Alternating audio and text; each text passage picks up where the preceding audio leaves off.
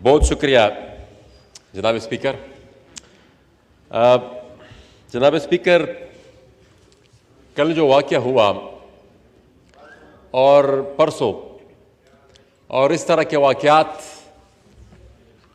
न ये पहला वाक़या था, पूरी एक तारीख़ है।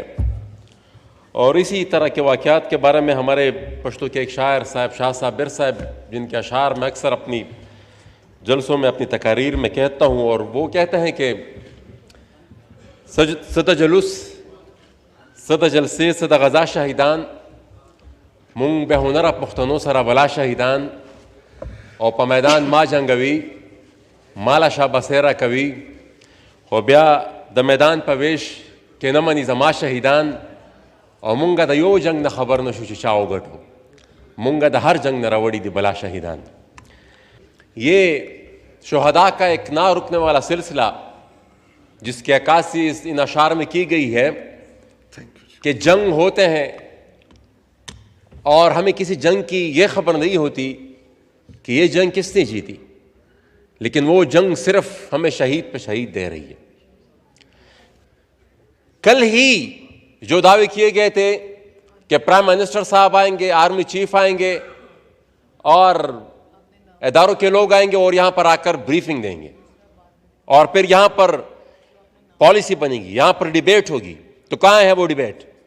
और साथ ही साथ जनाब स्पीकर, मैं इसी मौजू के तनाजुर में ये बात भी करूंगा कि हमारे इसी हाउस के ऑनरेबल मेंबर अली वजीर साहब की जमानतें सिंध में भी तकरीबन तमाम मंजूर हो गई हैं, खैबर पख्तूनख्वा में भी तमाम मंजूर हो गई हैं, उनके सिर्फ रिहाई बाकी है।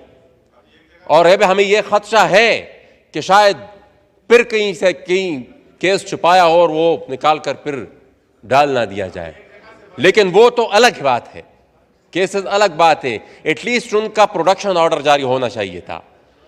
जनाब स्पीकर, ये जो दहशतगर्दी का नासूर है, हम यहां पर आते हैं, तकारीर करते हैं, तनकीद करते हैं, दावे करते हैं और ये मसला हल नहीं होता। ये क्यों नहीं होता हल? ये कल जो तकारीर हुई, उसी तकारीर का इंसान अगर तज्जिया करे, उसी का एक जायजा ले, तो फिर उससे पूरी वजाहत हो जाती है कि यह मसला हल क्यों नहीं हो रहा। मसला कुछ और है। यहां पर जितने भी तकारीर हो रही थी कल, एक आध के अलावा, मैं कुछ ज्यादा जेनरिक स्टेटमेंट नहीं दूंगा, एक आध के अलावा जितनी भी तकारीर हुई, किसी ने सच नहीं बोला। हालात इस नहज तक आ पहुंचे हैं कि आज पेशावर में प्रेस क्लब के सामने खैबर पख्तूनख्वा की पुलिस ने एहतजाज किया है और वो अपने एहतजाज में ये नारे लगा रहे हैं कि ये जो नामालूम है ये हमें मालूम है। अब इस नहज पर अगर आप के इदारे पहुंच जाए तो फिर आप रियासत किस तरह चलाएंगे? जब आपकी फोर्स एहतजाज करने पर मजबूर हो जाए तो आपको हालात की नजाकत का अंदाजा हो जाना चाहिए और आप फिर खुद अंदाजा लगा रहे कि इसके बाद फिर दूसरा स्टेप कौन सा होगा। कल से पूरी की पूरी डिबेट वो उनको अफगानों के ऊपर डाल दिया गया, पूरी की पूरी डिबेट कि भाई इतने लोग आए, 40 लाख लोग आए, 35 लाख आए, 30 लाख आए, 1.5 लाख आए, 2 लाख आए। बाबा क्यों आए? उनके हंसते पसते उनके मुल्क को आपने तबाह बर्बाद कर दिया। और फिर जब वो आ रहे थे और आपके पास यहां पर डॉलर आ रहे थे तो उस वक्त ठीक था, उस वक्त वो मुहाजिरीन तो आप अंसार थे, क्योंकि यहां पर डॉलर आ रहे थे, हम कमा रहे थे और उस जंग में भी फिर हमारा हिस्सा था। किसने हमें कहा था कि हम कराए के सिपाही का किरदार अदा करके अमेरिका की जंग लड़ाए अफगानिस्तान में और अफगानिस्तान को हम तबाह बर्बाद करें? ये बात रुकती नहीं है। हमने पूरी की पूरी पूरे अपने मुल्क को अमेरिका के हवाले कर दिया और उनको इजाजत दी कि जितने भी अपनी प्रॉक्सी वॉर्स लड़नी है, जितने भी उन्होंने अपने स्ट्रेटेजिक गेम लड़ने हैं, हमारा मुल्क हाजिर है, हम ताबेदार है, हम लड़ेंगे आपके लिए, हम आपको प्रोवाइड करेंगे अपनी सरजमीन। और ना सिर्फ अपनी सरजमीन हमने प्रोवाइड की, हमने उनको वो रॉ मटेरियल दिया जो उनकी जरूरत थी।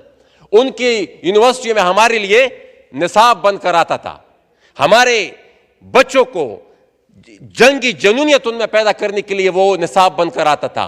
हमारे निसाब में शामिल होता था कि 2 क्लाशनकोप जमा 2 क्लाशनकोप 4 क्लाशनकोप। फिर उसके बाद तालिबान का फेज 1 आया। इस ड्यूरेशन में अगर कोई पॉइंट आउट करता था, अगर वली खान कहता था कि ये जंग, ये जिहाद नहीं फसाद है और ये जंग बॉर्डर के इस पार आ जाएगी, तो तब वो गद्दार था। आज हम जब ये बात कर रहे हैं कि ये जो जिस तरीके से स्पॉन्सर्ड जंग अफगानिस्तान में लड़ी गई और या लड़ी जा रही थी, ये तबाही है, ये बर्बादी है, फिर हमें एजेंट करार दिया गया था। 20 साल तक 9/11 के बाद बात करते हैं, 20 साल तक यहां पर नासिर मुसद्दी साहब ने भी उसका जिक्र किया, 20 साल तक हमने यहां पर तालिबान को तहफ़्फ़ुज़ दी, यहां पर हमने उनको प्रोटेक्शन दी, यहां पर उनको हमने खर्चे दिए, उनको लॉजिस्टिक सपोर्ट दी, उनको पैसा दिया, उनको हमने प्रोटेक्शन दी। अगर हम वो प्रोटेक्शन ना देते तो ना आज वो अफगानिस्तान पे काबिज होते और ना ही उसी के तसलसल में यहां पर ये जो कुछ हो रहा है, धमाके हो रहे हैं, तबाही बर्बादी हो रही है, ये सब कुछ होता। यहां पर अफगान मुहाजिरीन बेचारों को उन पर किस्म किस्म की यहां पर तोहमतें लगाई जाती है और मोरदी इल्जाम ठहराया जाता है। जनाब स्पीकर, जो लोग वहां पर जंग में मुलविस हैं और या उनके साथी है जो यहां पर अटैक्स करते हैं, उनको कोई कुछ नहीं कह सकता। वो वहां भी जा सकते हैं जहां मैं नहीं जा सकता, उनकी एक्सेस वहां भी है, पूरे मुल्क में वो पहले हुए हैं, वो प्रोटोकॉल एंजॉय करते हैं, उनकी एक एक रसीद पर, उनकी एक एक चिट पर वो वीजे की हैसियत रखते हैं। तो किसको हम बेवकूफ बना रहे हैं, किसको बेवकूफ बना रहे हैं? और जब अफगानिस्तान में तालिबान का टेक ओवर हुआ तब भी हमने यह बात कही थी कि यह आगाज है हमारी तबाही का। हम यहां पर शादियाने बजा रहे थे, यहां पर मेरे पास सियासी जमातों के वो स्टेटमेंट्स, वो तहनीयतें, पैगामात, वो सारे हमारे पास मौजूद हैं। मिनिस्टर साहब करते थे तालिबान ज़हीन लोग थे, तरक्की चाहते थे। यह हमारा साबिका वजीर खारिजा शाह महमूद कुरैशी साहब की स्टेटमेंट है। ये खान साहब कुछ और कह रहे थे, उन्होंने कह दिए थे गुलामी की जंजीरें तोड़ दी। वो उनका ये स्टेटमेंट भी है कि तालिबान के नजरियात से पाकिस्तान को कोई खतरा नहीं है। हम चीख रहे थे 20 साल से कि ये एक ही लोग थे, ये एक ही लोग हैं, चाहे अफगान तालिबान वहां पर या ये पाकिस्तान में तालिबान लड़ने वाले, ये सारे एक ही लोग हैं। लेकिन हमारी बात पे उस वक्त कान नहीं धरा गया, अब फिर वो साबित हो रहा है। कभी देखा आपने? पहले तो हम ये बहाना बनाते थे कि भाई ये जो हो रहा है, ये अफगानिस्तान में इंडिया नवाज हुकूमत है, वो यहां पर ये सब कुछ टीटीपी को सपोर्ट कर रही है। अब तो हमारी चहीतों की हुकूमत है, अब कौन कर रहा है उसको? अब कौन सी एजेंसी दुनिया की इन लोगों को सपोर्ट कर रही है? बुनियादी तौर पर मसला यह है कि हमने, हमारी एजेंसियों ने, हमारी जर्नलों ने यहां पर तहफ़्फ़ुज़ दी अफगान तालिबान को। उन्हीं तालिबान ने फिर आगे जाकर टीटीपी को सपोर्ट किया और उसने जाकर फिर वो हमारे बच्चों को मारा। जिस दिन तक हमारे पड़ोस में अफगानिस्तान में तालिबान काबिज रहेंगे, पाकिस्तान समेत पूरी रीजन में अमन नहीं आ सकता। कल यह भी डिबेट हुई कि खुदकश पंजाब में जब होता था तो कौन थे? वो तो उनका ताल्लुक भी पंजाब से नहीं था। तो जनाब स्पीकर, मैं सिर्फ एक बात कहूंगा कि खुदकश अगर हमारे इलाके से उनका ताल्लुक था भी, तो उनको ट्रेन करने वाला कर्नल इमाम और जनरल हमीद गुल ये कौन थे? किसने उनको भिजवाया था? कौन ने इन सादा जहनों को वरगलाने के लिए रियासती मशीनरी इस्तेमाल की थी? कौन थे वो लोग? वो हमारे नहीं थे। ये रिकॉर्ड का हिस्सा है, ये हम छुपा नहीं सकते। हम 100 दफा भी अगर चाहें कि इन तमाम हकायक को हम छुपाए, हम छुपा नहीं सकते। और ये साउथ एशिया टेररिज्म पोर्टल की रिपोर्ट मेरे साथ मौजूद है और उस रिपोर्ट के मुताबिक 66,000 जो जाने गई हैं इस वॉर ऑन टेरर में, उनमें से 40,000 का ताल्लुक खैबर पख्तूनख्वा से। मैं रहा हूं, तबाह बर्बाद मैं रहा हूं, मईशत मेरी तबाह हो गई, नस्ल मेरी तबाह हो रही है। और ये इसको इसी प्रिज्म से देखना होगा। जनाब स्पीकर, यहां पर कल मैं तो मौजूद नहीं था, लेकिन फिर जो सोशल मीडिया पर मैंने देखा कि बातें हुई कि ज़रब अज़ब तरस के एक और ऑपरेशन की भी जरूरत है। तो ज़रब अज़ब में कौन सा तीर मारा गया था? उसमें कौन सी अचीवमेंट हुई थी? हमारे घर में स्मार हुए, हमारे बाजार में स्मार हुए, कंबल और फ्रिज और फ्रीजर वगैरह ये उड़ गए थे, ये गायब हो गए थे। कौन से दहशतगर्दी खत्म हुई? आम आवाम तो छोड़े, आज हमारे मुल्क के पुलिस डिपार्टमेंट भी अपनी रियासत पे एतबार नहीं कर रही और एहतजाज पर मजबूर हो गए। तो ये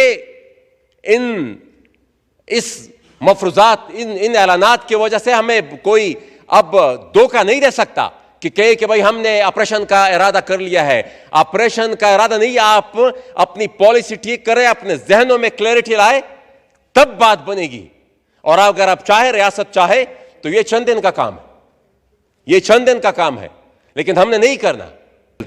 जनाब स्पीकर, और ये ऐवान गवाह है कि हमने जो बातें उस वक्त रिकॉर्ड पे रखी थी, लफ्ज बलफ्ज वो सब कुछ ठीक साबित हुआ, लेकिन उस वक्त हमारी तमाम सिफारिशात को रद्द कर दिया गया था, किसी एक को भी नहीं माना। और हम उस वक्त भी ये कह रहे थे कि ये जो तालिबान है, इनको मुज़ाकरात के बहाने वापस बसाया जा रहा है। ये मुज़ाकरात सिर्फ एक बहाना है, मुज़ाकरात के बहाने इनको वापस लाया जा रहा है, इनको स्पेस दी जा रही है, वही बात। और ये बात मैं बार बार कह चुका हूं कि खैबर पख्तूनख्वा तक ये बात रुकेगी नहीं, ये फैलेगी, पूरे पाकिस्तान में फैलेगी। अगर कोई ये सोचता है कि भाई अब मेरी वजूद पे आग लगी हुई है और मैं मोहसिन दावड़ के वजूद पे आग लगी हुई है और कोई और आराम से जिंदगी गुजार लेगा, ये हो नहीं सकता। ये आग फैलेगी। ये जब अफगानिस्तान में भी थी, उस वक्त यहां पर ये क़यादत कह रही थी कि ये यहां पर आएगी, ड्यूरेंट क्रॉस करके आएगी। अब जब खैबर पख्तूनख्वा में है तो उससे पूरे मुल्क में फैलेगी, ये रुकने वाली नहीं है। वो तो यही चाहती है कि मिसाल इस पूरे रीजन में यह माहौल हो कि रूस को भी तकलीफ हो, चाइना को भी तकलीफ हो, इस पूरे रीजन को भी तकलीफ हो, पूरा रीजन डिस्टर्ब हो। उनसे इससे ज्यादा कोई स्ट्रेटेजिक फायदा तो उसको कोई और चीज नहीं देगा। तो ये जो 40-45 साल से वो इस जंग को लेकर कभी एक नाम से, कभी दूसरे नाम से, कभी तीसरे नाम से, और अब ये जो वॉर ऑन टेरर का दूसरा फेज उन्होंने दोहा एग्रीमेंट के बाद शुरू किया है, ये बहुत ही खतरनाक है। हमने अगर अब फैसला ना लिया, हमने अगर अब सख्त फैसला ना किए, तो हम इस जंग और इस बोझ तले, जनाब स्पीकर, और अगर हमने इस नए तूफान से अपने आप को बचाना है जो हमें ले डूबेगा, मार्क माय वर्ड्स, ये तूफान हमें ले डूबेगा, ये हमें नहीं बचा सकता। अगर हमने ये सब कुछ करना है तो जनाब स्पीकर, एक ट्रूथ एंड रिकंसिलिएशन कमीशन बनाना होगा। माजी में जो फर्द, जो अफराद, जो इदारा भी इस पूरे गंद में शामिल है, उन सबको एहतसाब के कटहरे में कड़ा करना पड़ेगा। अगर हमने नहीं किया, जो कि मुझे होता हुआ दिखाई नहीं दे रहा, वो इरादों से पता चलता है कि इरादे क्या है, ये मुझे होता हुआ दिखाई नहीं दे रहा। अगर नहीं होगा तो मैंने बता दिया जनाब स्पीकर, हम नहीं बचेंगे।